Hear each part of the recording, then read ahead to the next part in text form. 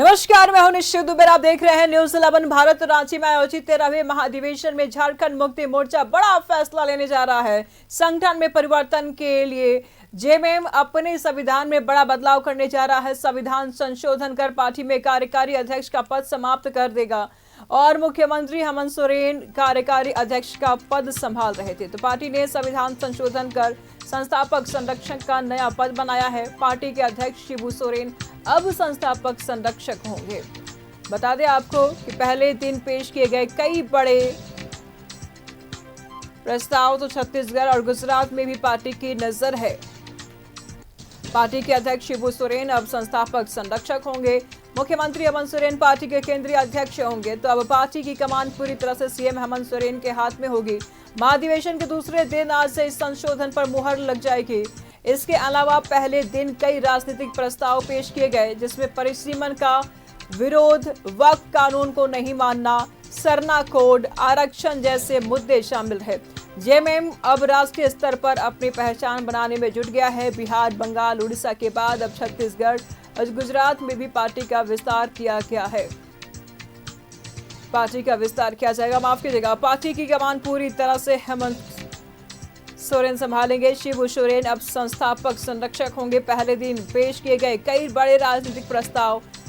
बड़ी खबर सामने आ रही है, छत्तीसगढ़ और गुजरात में भी पार्टी की नजर है।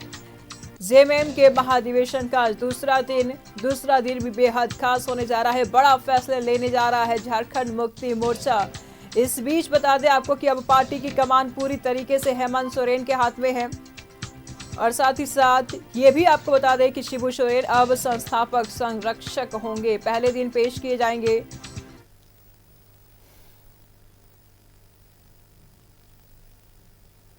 ये सब कुछ तय संगठन करता है। हमारी केंद्रीय कमेटी सब कुछ ये तय करेगी कि कौन अध्यक्ष होंगे, कौन यहाँ पूरी तरह से हमारे पार्टी संविधान के अनुरूप चलती है, लोकतांत्रिक तरीके से चलती है।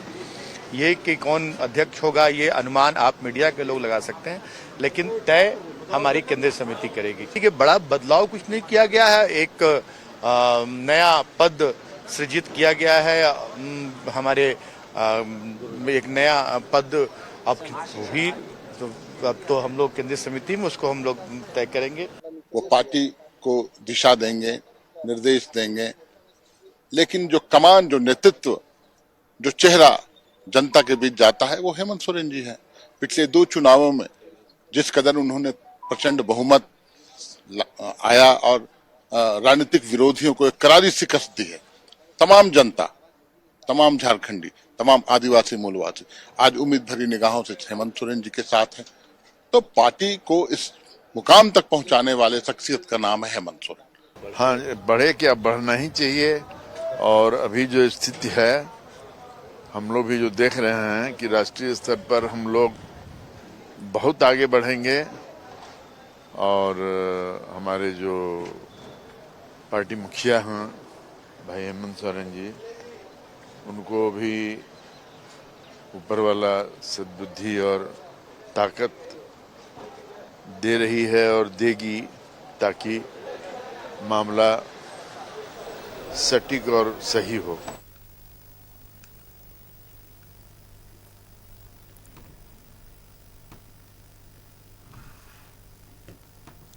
तमाम जानकारी के लिए राकेश इस वक्त हमारे साथ बने हुए हैं। राकेश, पार्टी का इस वक्त दूसरा दिन का कार्यक्रम है और साथ ही साथ महाधिवेशन चल रहा है। पहला दिन तो बेहद खास रहा। पार्टी के संविधान में बड़ा बदलाव भी किया जा रहा है। क्या कुछ बदलाव होंगे? और जहां तक दूसरी बात अगर देखा जाए तो बिहार और बंगाल में तो बड़े आसानी से पैर पसारने का मौका मिल भी सकता है, लेकिन गुजरात में क्या जनाधार है जेएमएम का? की कोशिश है कि अब राष्ट्रीय फलक पर आया जाए और इसको लेकर पार्टी जो है वो तमाम राज्यों में अपना विस्तार करने का सोच रही है। झारखंड से लेकर कश्मीर तक ये कहा जा रहा है कि पार्टी जो है वो अपना विस्तार करेगी, जिसमें बंगाल भी है, जिसमें उड़ीसा भी है, जिसमें छत्तीसगढ़ भी है, जिसमें मध्य प्रदेश है, तो तमाम ऐसे राज्य हैं जहां झारखंड मुक्ति मोर्चा को लगता है कि उनका संगठन जिंदा है, वहां पॉसिबिलिटीज है झारखंड मुक्ति मोर्चा के लिए। तो उन तमाम जगहों पर झारखंड मुक्ति मोर्चा जो है वो अपने पार्टी का विस्तार करने का सोच रही है। और यही वजह है कि कल महाधिवेशन के पहले ही दिन ये चीज़ें बाहर आई कि क्षेत्रीय पार्टी से ऊपर उठकर अब राष्ट्रीय पार्टी की पहचान कैसे जेएमएम को मिले, इस दिशा में पार्टी का प्रयास जो है वो आगे अब दिखेगा।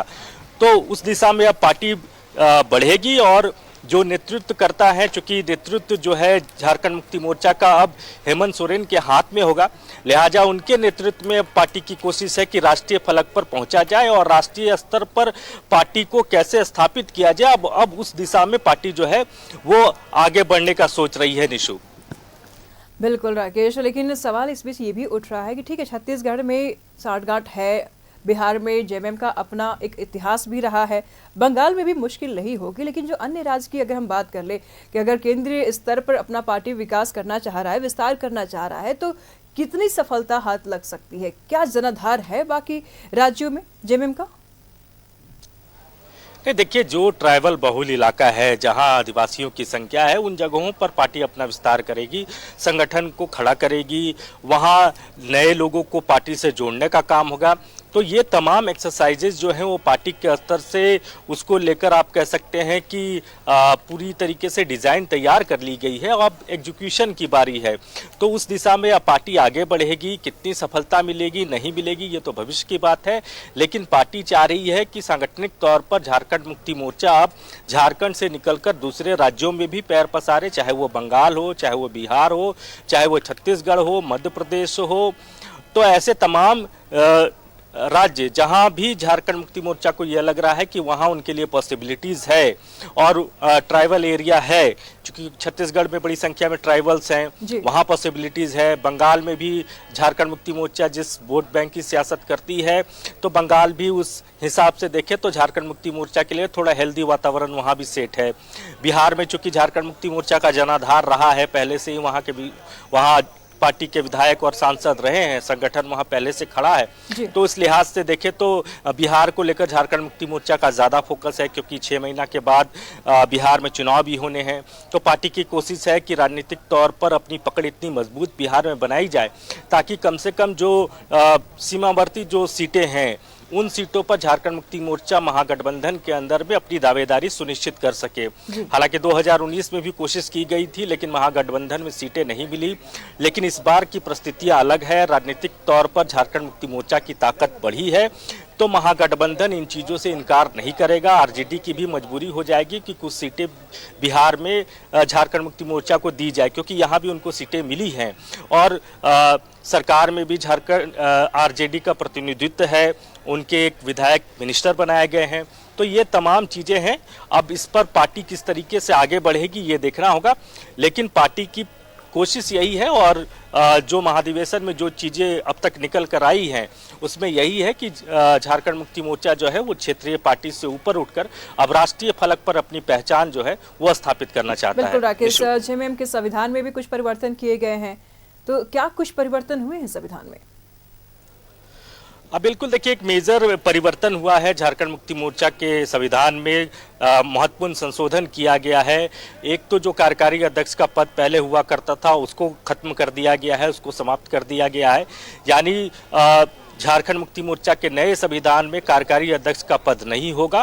पहले मुख्यमंत्री हेमंत सोरेन पार्टी के कार्यकारी अध्यक्ष हुआ करते थे, लेकिन इस बार जो जानकारी अब तक निकल कर आई है और इसको लेकर पूरी लगभग तैयारी भी हो चुकी है कि आज बतौर अध्यक्ष हेमंत सोरेन जो है वो पार्टी की कमान संभालेंगे और उनकी ताजपोशी भी होगी।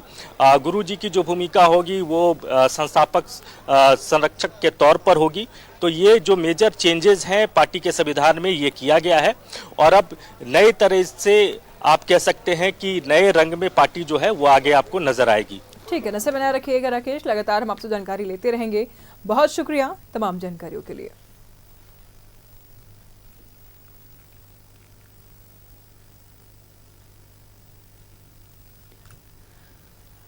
तो झारखंड मुक्ति मोर्चा का 13वां केंद्रीय महाधिवेशन का आयोजन किया जा रहा है। आज दूसरा दिन है। शिबू सोरेन अब संस्थापक संरक्षक होंगे।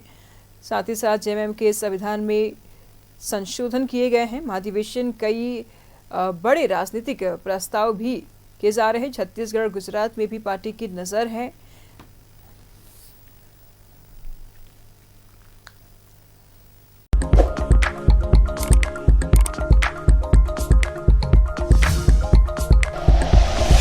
Like and share videos, subscribe करें हमारा चैनल और प्रेस करें बेल आइकॉन। न्यूज़ 11 भारत, सच है तो दिखेगा।